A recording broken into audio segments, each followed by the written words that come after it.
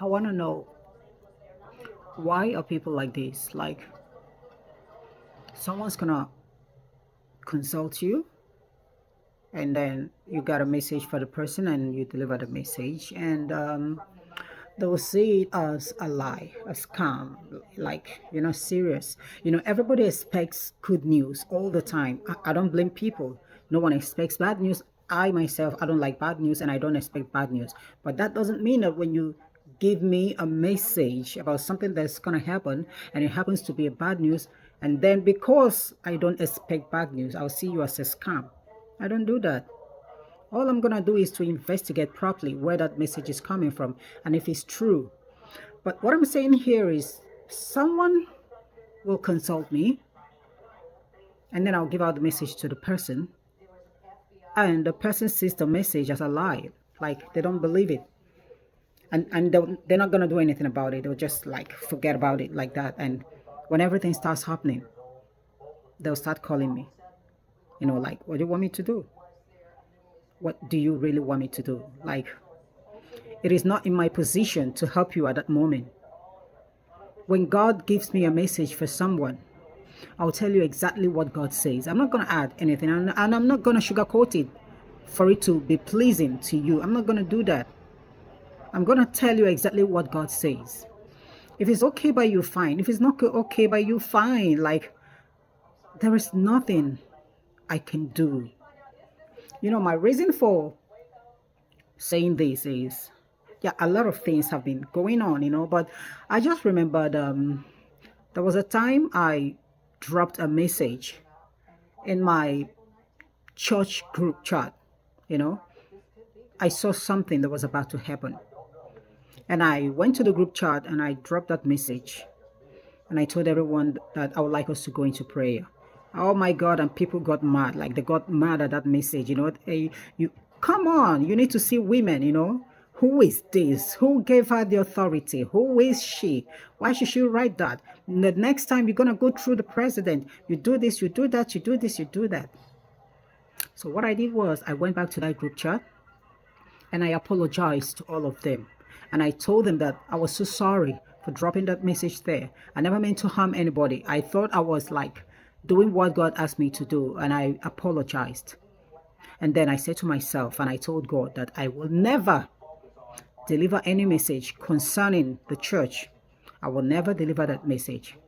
Now, it happened that after like a few months after, God showed me what was about to happen, that one of us is going to lose her husband.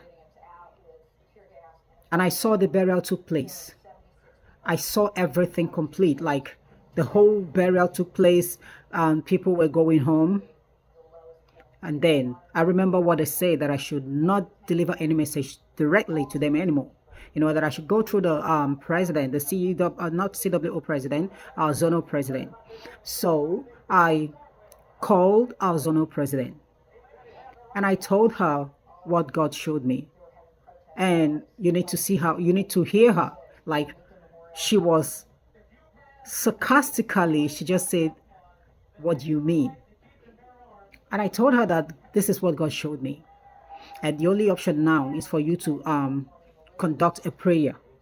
Every woman in that group needs to go into prayer, to avert that. She said, well, okay, I'll get back to you later because I'm so busy right now. And I said, okay. And we dropped the call.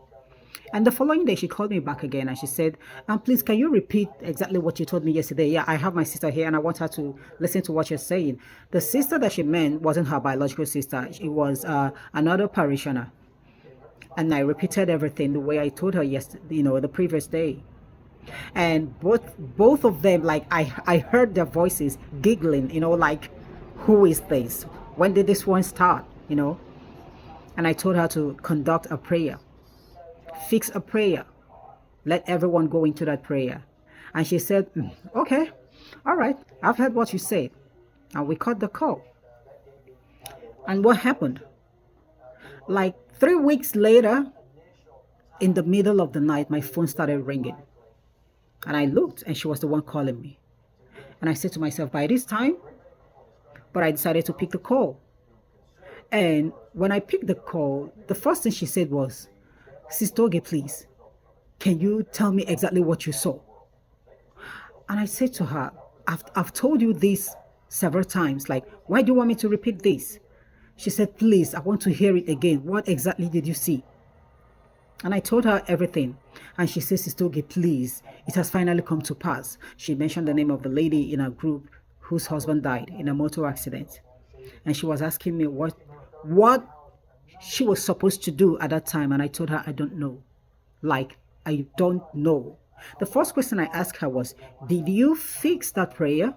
She said no, that she was about to before everything happened. And I said, okay, you didn't fix the prayer, so what do you really want me to do? She said that she doesn't know it, but that she's confused and that she needs my help. And I told her, I cannot help you at this time. Like, there is nothing I can do. And so we cut the call. And what happened? Everyone turned 360 degrees, and they were all denying, ever questioning the reason why I gave them that message. And everyone started denying. I never said that. I didn't even hear it. I didn't even read the chart. I wasn't there. I wasn't one of them. I didn't say anything. And a few of them came to me and said, okay, please, whenever you receive any message and, from that day going, that I should let them know, I should come to the group chat and let them know. And I said, no, I will not do such. You ladies humiliated me openly in the group chat, and I apologize for that. And you are coming secretly to apologize, to tell me to continue. And I told them, no, I'm not going to do that. The way you humiliated me openly, that's the way you're going to apologize openly and declare it, make it open, that you are giving me that authority to be delivering messages openly. Anything other than this, count me out. They didn't do it. And I said, okay, it's all right. And I stayed on my own. Yeah, we go to church, we go to meeting. And then a few months later, God showed me another thing that's going to happen, that we're going to lose one of us in that group. So what I did was to call someone. I called someone, a lady, and I told her, this is what is going to happen. And she said, please come to the group chat and tell everybody. I told her I'm not going to do it. I told you because I wanted to have a witness. And it finally came to pass. And they started calling me on the phone. Okay, is it true that you saw this? Okay, is it true that God gave you this message? Why didn't you tell us? And I told them, you haven't done what I said. And I'm still not going to do it. I'm still not going to, like, they have this pride in them. When you're dealing with women whose husbands are wealthy, whose husbands are rich, if you do not know your stand, they're going to use you as a footmat. The pride in them didn't allow them to apologize openly. And we continue moving that way.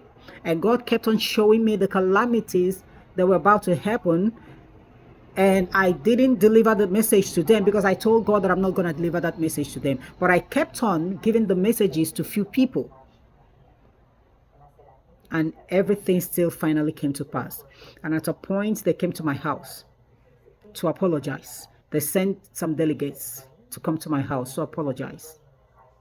So, like, when someone tells you a message from God, even if you don't like the person, you may not want that message because nobody likes bad messages. You may not want the message, but when they give you that message, all you need to do is to go into prayers. That is all that you need to do. Go into prayers to counter that message. The reason why God gives us messages are for us to go into prayers, either to welcome it or to counter it.